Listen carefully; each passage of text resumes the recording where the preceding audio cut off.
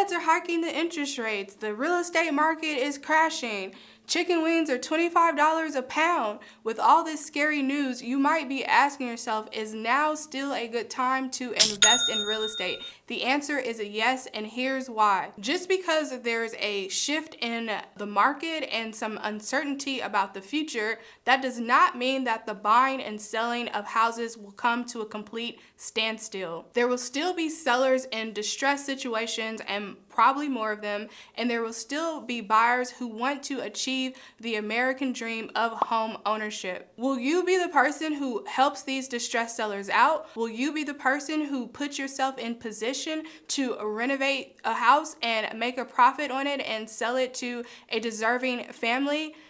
If so, if you want to be one of those people, now is the time to learn so that you can set yourself up to be in position to take advantage of those opportunities.